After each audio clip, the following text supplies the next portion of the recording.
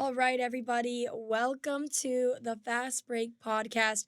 We're your hosts from the Hoosier Network. I'm Ari Betterly. We have Ryan Costello over here across from me, and then Sam Elster. And we're going to be on the beat this season, covering the team, letting you know what's happening with IU women's basketball and, keeping things fresh. So, lots to dive into today, you guys. I personally know that this past week was very interesting for Indiana women's basketball as they kicked off their season. Um, let's first jump into talking about their game with Brown. So, I firstly think that their expectations might be a little different than last year. What was your guys' thoughts so far with that game? You want to go first, Ryan? I'll let you go. Okay. I think that, we went off the exhibition game against Maryville thinking that, this team, was not doing too well defending the perimeter. And, they went into the game against Brown. They kept it close for a little bit, but ultimately ended up getting a pretty dominant win. But after the game, Terry Morin was really upset with her team. She thought that they allowed way too many three-pointers, had careless turnovers, 17 turnovers, and she said that the performance from that night was not going to win that team any Big Ten games. And don't mean to get ahead of it, but she was kind of right since they then lost to Harvard a couple days later. So I think she was kind of speaking the future. Yeah, I think the defending in the Brown game was kind of a prelude to what was going to happen in the Harvard game, because there was points during the Brown game where you could kind of just tell the defense wasn't really there. And I don't know, she used words like lackluster and unacceptable when describing a lack of urgency, lack right? of urgency in the press conference. And we saw that in Brown, but because they were physically bigger, they were able to knock down some more shots, get some more rebounds against Brown. But in Harvard, I feel like it was just the complete opposite. Yeah. I guess, going along with that, I would agree with all the points you both made about the defense, just not looking like it maybe necessarily should for an IU team. And that's kind of what Terry Morin explained. But on the positive side, I think, Sydney Parrish had a good moment, getting some good outside shots in that game. And then Lily Meister kind of stepped up in a big way. I also think, I think overall it was none of their best games. And they said they were going to try to get away some of those cobwebs in that first game. But as we see in Harvard, there's definitely still some more cobwebs. So let's move on to Harvard because that's the main game that was most recent and obviously lots to talk about. So I'm just going to start off. That game was just a very hard and difficult game to watch, in my opinion. As someone that's covered the team last year, we've seen the Mackenzie Holmes era and the Grace Berger era of IU women's basketball. And then right out the gate, seeing Indiana down in a deficit quite deep in that first quarter and not playing kind of IU-style basketball, not really being the defensive team, not being someone who can get a point outside the rim. It just was a tough watch. So kind of go into details about what did you guys see specifically from certain players? I think going right off of it, I think that in the press conference after the game, Terry Morin said this is not the team of last year. And I think from the tip, we kind of saw that because Harvard just jumped onto IU, and it was like a 15, 16, 17, 18-point deficit going into the second quarter. Correct me if I'm wrong. But it was just, I feel like from the offset, you could just tell like IU wasn't really in it. They had 11 turnovers in the first quarter, and that was just very uncharacteristic of what we saw last year and the last couple years with those teams. And it's just surprising with how old this roster is that something like that would happen. Right. Not to jump in too much, but, definitely piggybacking off what you said, like 3 leaders that have been on this team that have been on the starting 5 lineup. It's not like they lost their entire team. They have Sydney Parrish, Chloe Moore McNeil, and they have Yarding Gearzone. So I'm just kind of surprised they're not meshing very well together. But Sam, what do you think? Yeah, I think a really big stat that stood out to me was how that 3 trio, the 3 starters that came back from last year, they combined for just 1 field goal in that overtime, which was 5 minutes. And I think that Indiana was lucky that that game even went to overtime, considering how much they were down. I mean, there were some sparks of energy in the fourth quarter. I think Lily Meister really also stepped up. She recorded her first career double-double, 20 points, 15 rebounds. But, they're still trying to get going from beyond the arc, and that's what Shea Chetsky was recruited for. And Right. she has not really been doing that much. She's been really dominant, though, off the ball, getting rebounds, always, I feel like she's constantly putting her, body out on the floor, literally, rolling over and trying to get basketballs that are, anywhere. But, she's really had a hard time getting herself going. And I think once she does, that will really help the Indiana offense a little bit more, kind of bring in, a Sarah Scalia type. But I think that they really need to focus on the shooting, and they need to start hitting shots soon or it's going to be trouble.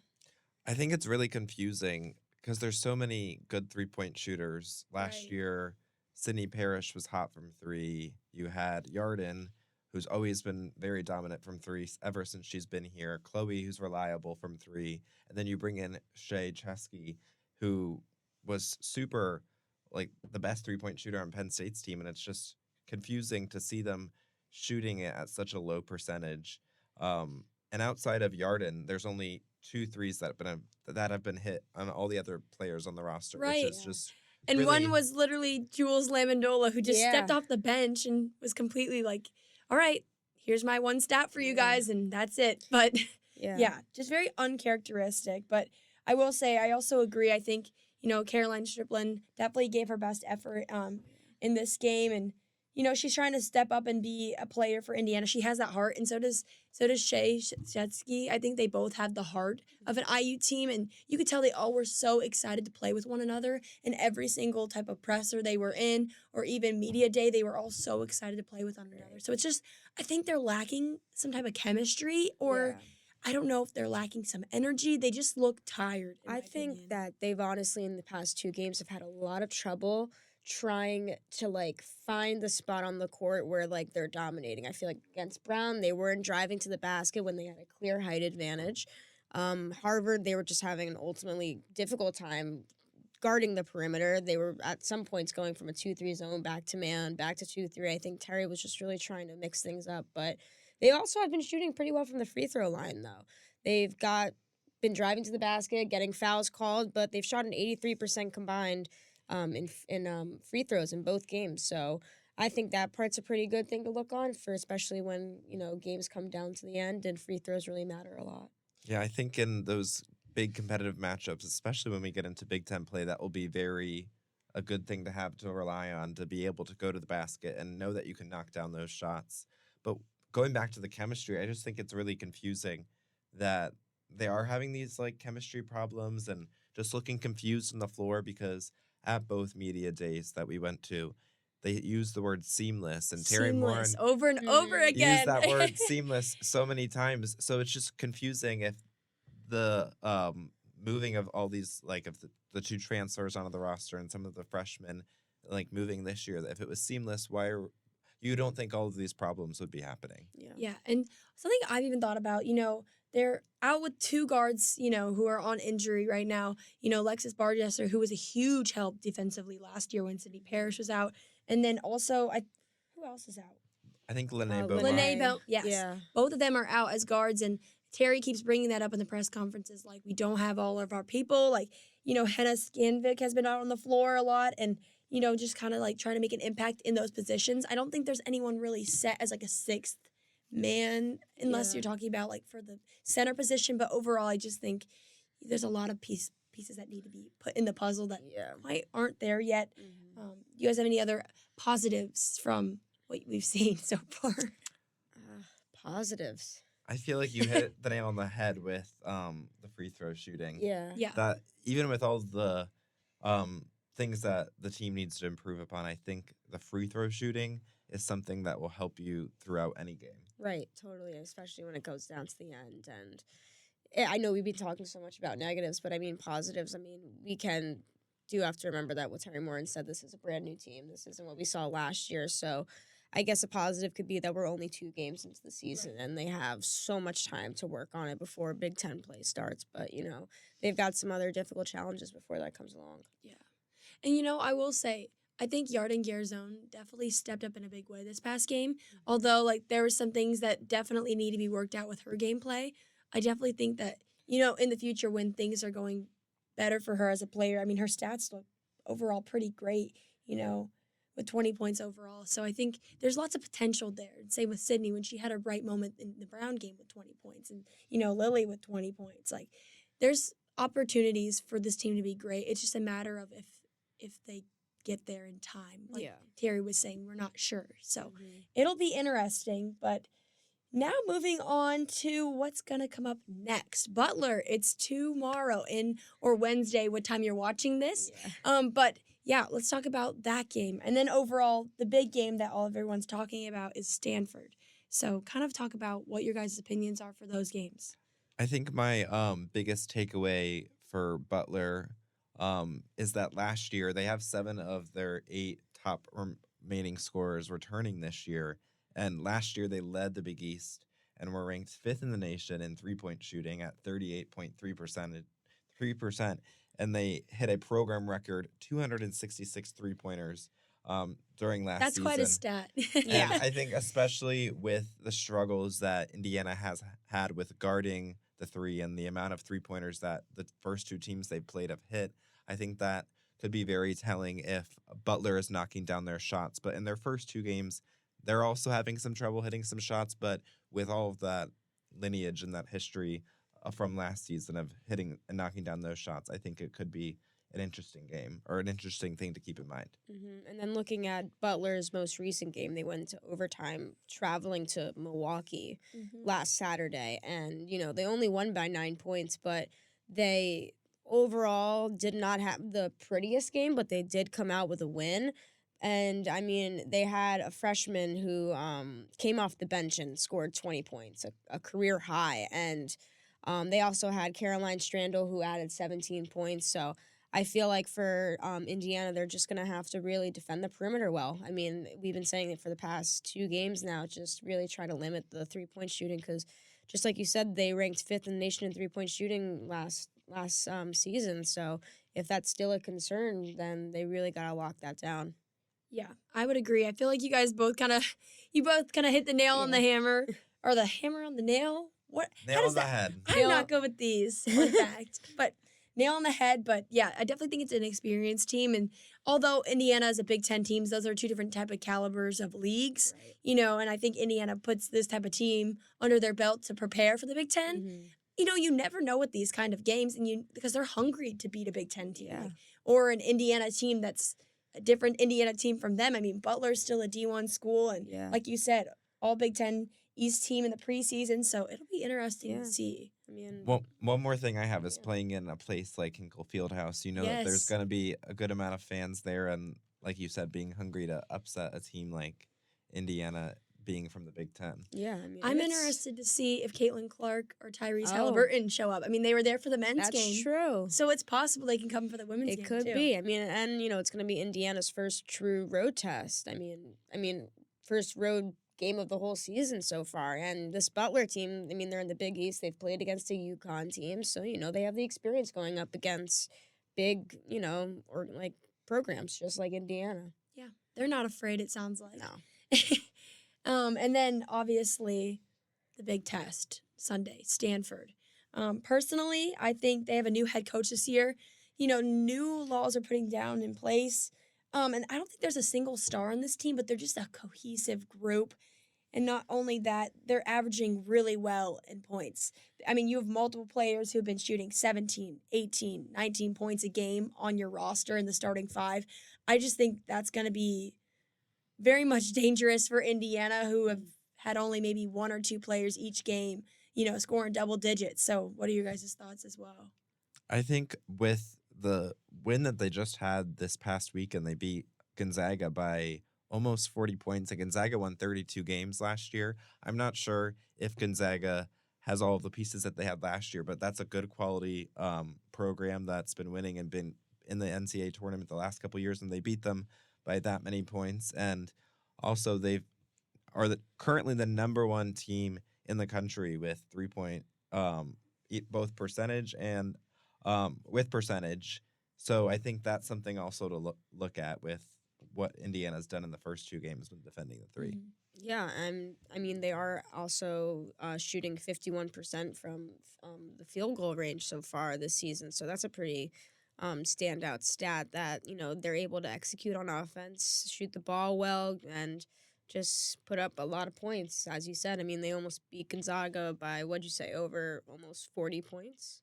Yeah. So, I mean, they're going to really have to take that into account. And, I mean, good thing that they're hosting it at Assembly Hall and that they're going against a Stanford team without a big player in the paint in Cameron Brink. I guess that's what you really got to be, happy about if you're an Indiana Hoosiers fan. Yeah. Yes. No, I was thinking the same thing. I just got mesmerized by hearing the name Cameron Brink. Yeah. I heard it in a minute. I'm like, Cameron Brink. But yes, I agree. It'll definitely be interesting. But hopefully Indiana, I have faith that they can, turn some things around and at least get one of these wins, whether it's on the road or at home. I think Indiana also has such a powerful at-home presence that has been known. And I think having Stanford come to Indiana, a lot of fans will be interested to be at Assembly Hall on a Sunday, a weekend game. So it should be interesting to see the fan turnout as well for this game. But yeah, And it's on a national broadcast. It's on FS1, so there you have go. more It'll be eyes fun to even see. not there. Yeah. Yeah, it'll be fun to see. Okay, now we're going to get to some fun questions that we did this last year on the Fastbreak Podcast, but we're back and we're better than ever. So guys, which Big Ten teams are you most impressed with the season so far? Sam, I'll go with you first. Yeah.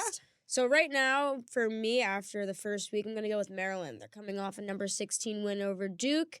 I mean, they opened the game 9 unanswered points, forced the Blue Devils to miss their first 5 shots from the floor, and they had 4 scorers in double digits. So pretty impressive, and they've always been a very aggressive, consistent program, Maryland, but I feel like this big win over a ranked opponent early in the season like this, I feel like that's really big for them. And I think that they're going to be a little bit of a sleeper team in the Big Ten, if you might, because not a lot of people think about Maryland basketball that much, but I think that they'll be pretty aggressive as the season goes on. I was saying before the podcast started on camera, I was like, I remember that IU Maryland game last year. It's distinct in my mind from how aggressive they were, while also like how much they attacked the ball. So, I agree. I think they're a sleeper pick. You don't think of them first when you think of a good Big Ten team, but you can't definitely not leave them out of the mix because they will fight for a win. Yeah. Ryan, what about you?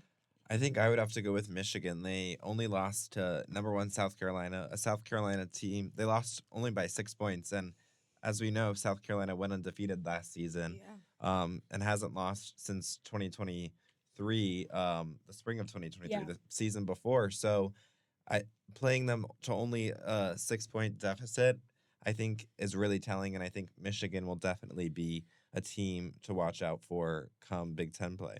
Yeah, I mean, that game was going on, I think it was during the Brown game. And we were like, I remember like after the game, we like looked at the score and we were like, wow, Michigan only lost by that many. Like, I think they were on upset watch. South Carolina was on upset watch for a little bit during that. And it was a very surprising game. Yeah, and then I'll go finally, last but not least. I'm going to say what's a kind of an obvious pick, but Oregon. I mean, they came out the gate. They've won their first 4 games, although they've only played Nevada, Baylor, and North Texas, and Cal Baptist, and they've obviously done very well against those teams. I think that it's important to look out for them this season. They're top of the AP polls. They're in that 25 spot that Indiana was in starting the season, which I found very interesting. And then also, I just think they have a lot of transfers coming in, 7 to be exact. And when you start building a team from the really strong transfer portal, kind of like what Indiana men's basketball is doing, you have all these different players who are eager to, play on a new team and kind of start fresh with a new chapter. So I definitely think that this team has a lot of players to look forward to, as well as just how they're already put on the ranking standing so far. So yeah, a big thing with that team too is like with all the transfers, they got all these players with experience, which I feel like really is kind of the big thing nowadays in college basketball. Like not many teams are really going after the freshmen, but more so the transfers that have the experience of going to the Elite Eight, the Final Four, and all of that. right. And Ari, moving on to our next hot topic, our next quick fire question. Yours has something to do. It's about which players from the Big Ten Conference we are most impressed with so far. and yours has to do with someone on Oregon. So Ooh, I liked your segue, Ryan. yes, who is that person on Oregon? Well, for me, my pick, guys, you're correct. She's on the Oregon team. Deja Kelly, who just transferred from UNC this past season. She's using her COVID year, her 5th year, kind of like a Sydney Parrish, but she's absolutely dominating in her 5th year. 17 points averaging so far, 6.7 rebounds, 5.3 assists. She's overall just been a player that's been to the Sweet 16. She knows what it's like back in 2022. They fell to the Tar Heels back in 2022, but it was against, South Carolina in that second round. So she's a newcomer on this Kelly Graves team, but I just think has such a presence that you can't forget about. I mean, also in NIL, she's such a big deal too. So Right. I think she'll be honestly a great addition to this team that is also going to kind of build, this transfer portal team that will be really impressive in the Big Ten. What about you, Ryan? I'm going back to you. Staying on Deja Kelly for a second, I thought it was so cool. Last week I saw that she played in a game for Oregon, and then the very same day she was sidelining the men's game on Big Ten Plus, which I That's just thought was awesome. really Yeah. cool. But my person has to do with my same team from earlier, which is Silas Swords. She is a freshman phenom from Michigan. She was the number 4 rated player in the freshman class, and she was she was the big reason why they were able to stay so competitive and kind of threaten South Carolina, because she had 27 points and 12 rebounds. Imagine starting off your college career that way and playing that way against South Carolina. That's pretty cool. Yeah. And then she had 20 points again in their most recent game. So I think I'm just excited to see what she's going to bring into the Big Ten. And I feel like she might be given a little bit of Caitlin Clark feels with just how much she's That's scoring. what right Ryan off was the- saying Yeah. before the offset. podcast started. She's a little mini Caitlin Clark. She's maybe the next one. I'm like, is there really a next one? Not a next Who one, knows? but a Caitlin Clark type kind of player. She's I like that. She's putting Michigan on the map. Yeah. Honestly, I is. mean, she's only 6 feet, and she was grabbing 12 boards against number 1 ranked South Carolina. So, who knows? Well, mine's a pretty obvious one. I'm gonna go with Juju Watkins out of who's she? USC. Probably everyone's heard of her. If you haven't heard of her, I recommend Googling her. Already averaging 21.5 points, 8 rebounds, 2.5 assists on 41.9 field goal percentage. She's averaging 34 minutes per game. I mean, last season she had 920 points, which set the all-time national record for scoring by a freshman. I mean, That's unreal. she is a all-around just dominant player on the court. And USC started off their season against number 20 Ole Miss, and she scored 27 points. Very casual for her, because I mean, last season she had a 51-point game against Stanford on the road, and was just a crazy performance. But she's come back and shown that she improved. And they also have Kiki Irafin from Stanford. I think I just pronounced her name wrong, but that's who they got, and she's already averaging a double-double. So I feel like the two of them together, they're just a Powerhouse at USC. I mean, they combined for 49 points in the win versus Ole Miss. So that's my pick. I'm definitely really excited for when both California schools, UCLA and USC, come Oh, to yeah. Bloomington. Right. I'm yeah. expecting Assembly Hall to be packed, but also to see all of these great players on the floor. Yeah, definitely. It's going to be a fun matchup. Well, guys, I hate to break it to you, but it's time to wrap this up. But thank you guys so much for watching the Fastbreak Podcast this week. We will be here every week, so to keep you updated on all things women basketball. I'm Ari Betterly, Ryan Costello, Sam Elster, and we'll see you guys next time.